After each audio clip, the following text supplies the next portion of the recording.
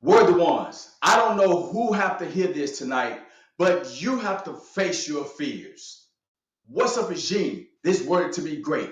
So many of us allowing our fears to get the best of us. We're not going after the things we want in life because fear is telling us if we go after the thing that's in our heart, we're going to fail.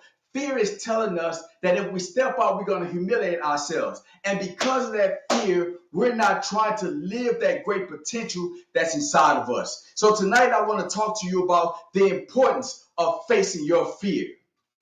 I remember I was in the corporate world, right? It's two individuals I want to share with you that fear got the best of. The first individual I'm talking about is Miss Priscilla. Now, Miss Priscilla had a bubbly personality. She was kind of tall. She was the type of person that would light up the room. And she was always getting in trouble because of one thing she did on a consistent basis. And what that was is she was always trying to hook up co-workers with other co-workers, single individuals. And I used to always think to myself, why she keep getting herself trying to hook this person up with this other person, right? So one day, me and Priscilla was having a conversation, and I said, Priscilla, you keep getting in trouble, you keep getting written up because you're getting in people's business. You trying to hook people up. Why you keep doing this? She said, Gene, let me be real with you. I've always had a dream of having my own dating service. I want to build something online where I can hook people up that were single so eventually they can get married. It's a passion that I have. I've always done it with my friends, and I just want to do it on a wider scale. And so I asked Miss Priscilla, I said, so what are you doing that now? Are you building a website? What are you doing? Because you're doing it at the job all the time. You're about to get yourself fired.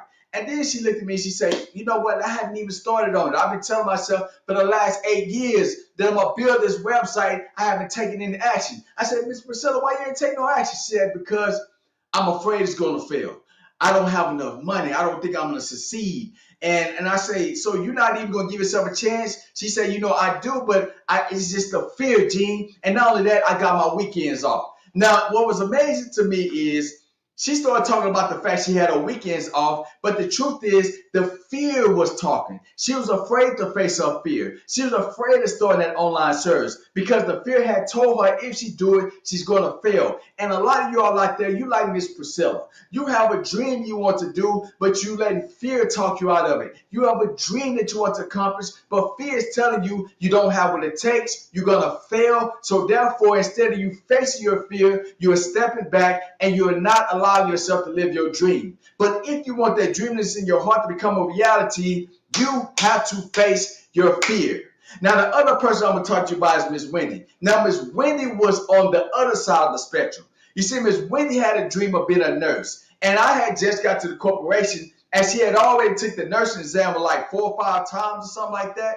And one day I was having a conversation with her. She was in her 60s. I said, I heard you trying to be a nurse. You have taken this test over and over again over the years. She said, Gene, I'm determined to be a nurse. It's a dream of mine. It's something I'm passionate about. I really want to be a nurse working in the hospital and helping individuals. So Miss Wendy had taken the test again, and she failed it again.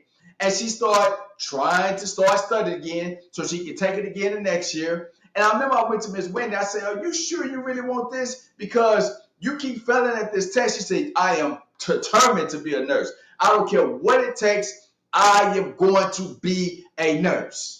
So I remember right when I was there, right before I left that corporation, I was talking to Miss Wendy, and she was about to take this test again. And I remember when I was walking up the stairs, and I saw at the top of the staircase right before she had to take the test the next day.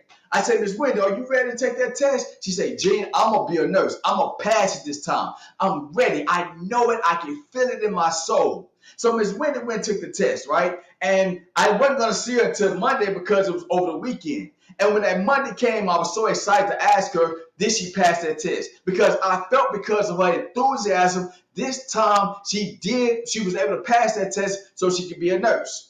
So I saw Miss Wendy coming to the building. I said, Miss Wendy, how did it go? She said, Gee, I passed my test. I'm going to be a nurse. I'm so excited. I said, so what are you going to do? Are you going to quit the job? She said, I am applying for nursing jobs now. You know, I want to be in that hospital. I'm trying to give me an internship, whatever it is. She said, I'm trying to get in the hospital now so I can start being a nurse. I'm so excited. You know, I've already been in the healthcare industry almost 20-something years, so it should be a breeze for me to get inside of a hospital. Well, month after month went by. She was applying for all these positions, and nobody was giving her a chance. You see, I think she was going through age discrimination or something because these hospitals wouldn't give her a chance. They just would ignore her. And every week I would ask her, how's things going? She said, I'm still applying. Nobody's answering. Nobody's giving me an opportunity. It's so frustrating. And then almost at the end of the year, I went up to her and I say, Miss Wendy, you haven't been talking about being a nurse. She said, I'm going to be honest with you, Gene. I decided I'm just going to stay here. I'm afraid it's not going to work out for me. I'm afraid I don't have what it takes. So therefore, I'm probably just going to stay here. And I don't think that becoming a nurse is something that's going to happen for me.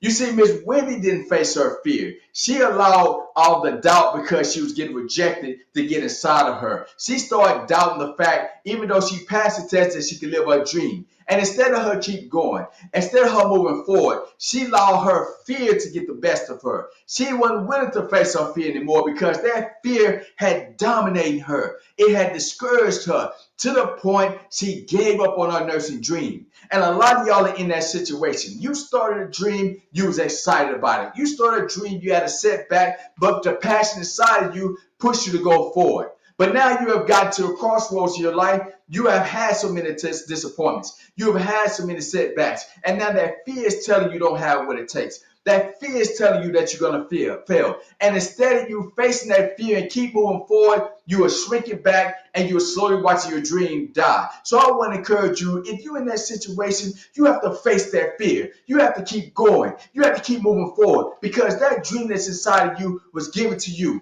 God bless you with that dream. The universe bless you with that dream. Whatever it is that you believe, that dream was put inside of you because it's your destiny. You're worthy of achieving that greatness. But in order for that to happen, you have to face your fear. So face your fear so your dreams become a reality. Face your fear so you can live that great vision inside of you. Face your fear because you are worthy to be great.